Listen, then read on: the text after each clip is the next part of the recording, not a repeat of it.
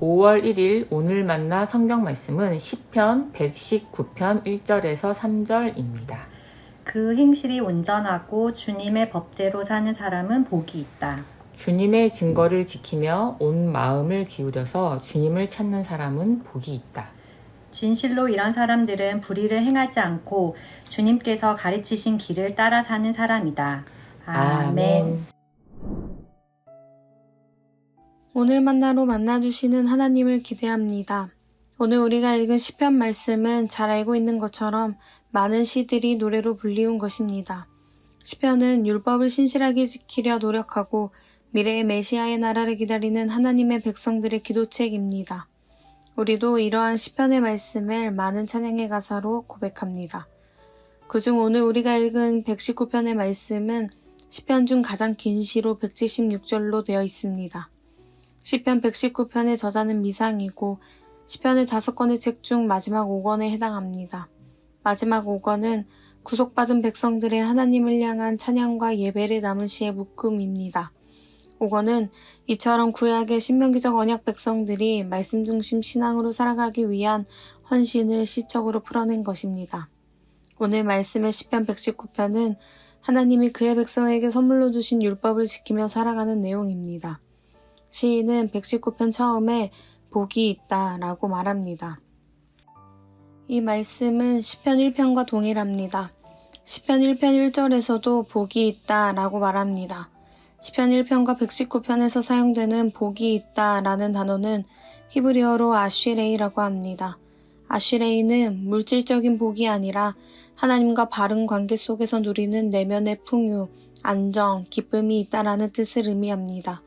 이 복은 성경의 다른 복들과는 달리 하나님께서 주시는 복도 있지만 우리 내면에서 누리는 복에 대한 말씀입니다. 우리 내면에서 느껴지는 하나님의 말씀을 향한 갈망, 하나님의 말씀에 대한 은혜를 누리는 것입니다. 오늘 시편 119편에서 시인은 그 복이 행실이 온전하고 주님의 법대로 사는 사람, 주님의 증거를 지키며 온 마음을 기울여서 주님을 찾는 사람에게 있다고 말합니다. 행실이 온전하고 주님의 법대로 사는 사람은 어떤 사람을 의미하는 것일까요?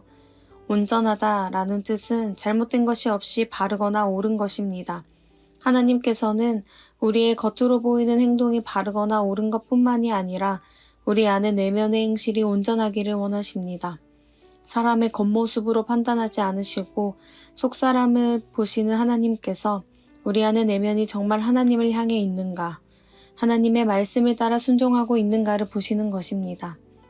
주님의 법대로 사는 사람은 하나님께서 우리에게 주신 율법대로 살아가는 사람입니다. 사람은 자신의 힘과 의로 온전한 삶을 살아가는 것이 불가합니다. 그렇기에 하나님께서 주신 율법을 따라 살아가야만 합니다. 두 번째로 하나님은 주님의 증거를 지키며 온 마음을 기울여서 주님을 찾는 사람에게 복이 있다고 말합니다. 여기서 말하는 주님의 증거는 하나님께서 이스라엘 백성들에게 주었던 증거막입니다. 증거막은 하나님의 임재가 머무는 성막이었습니다. 이스라엘 백성들이 하나님께 나아가 예배하는 장소였습니다. 하나님은 이스라엘 백성들의 찬양과 예배를 기뻐 받으셨습니다. 또 하나님께 나아와 하나님만 찬양하고 예배하기를 원하셨습니다. 내 안의 내면이 하나님을 향하고 하나님으로부터 오는 것을 누리며 하나님께 찬양하고 예배하는 사람이 바로 오늘 말씀에 복이 있는, 아쉬레이가 있는 사람이라고 시편 119편은 말합니다. 하나님은 이스라엘 백성들이 말씀 중심의 삶을 살기를 원하셨습니다. 하나님을 사랑하고 이웃을 사랑하며 살아가기를 원하셨습니다. 시편 119편은 개인의 신앙만을 위한 말씀 묵상을 넘어서 하나님을 사랑하고 이웃을 사랑하라고 하셨던 하나님의 계명을 따라 내 이웃인 약자와 소외된 자들을 돌아보며 고아와 과부를 보살피며 나그네와 함께 살아가는 삶이 오늘 하나님께서 말씀하시는 복이 있는 사람이라고 말씀하십니다. 이스라엘 백성들은 언제 어디서나 하나님을 예배하는 것을 멈추지 않았습니다. 그것이 바로 이스라엘 백성들이 하나님의 율법을 지키며 살아가는 방법이었습니다. 오늘 우리에게도 이러한 시편 찬양의 고백이 있기를 바랍니다. 내 삶이 무너져 있는 것 같을 때 도저히 하나님을 찾을 수 없는 상황 가운데서도 주님의 말씀을 따라 하나님을 찬양하고 예배합시다. 하나님은 우리에게 완전한 것을 원하지 않으십니다. 하나님은 우리에게 온전한 것, 실패가 있고 상처가 있더라도 하나님께 나아가는 삶을 원하십니다. 하나님은 우리를 사랑하십니다. 우리의 어떤 모습이라도 사랑하십니다. 하나님의 말씀을 사랑하십시오. 하나님의 말씀을 삶으로 살아내십시오. 하나님의 말씀을 이웃에게 전하십시오. 말씀 그 자체이신 주님을 따라 살아가기를 바랍니다.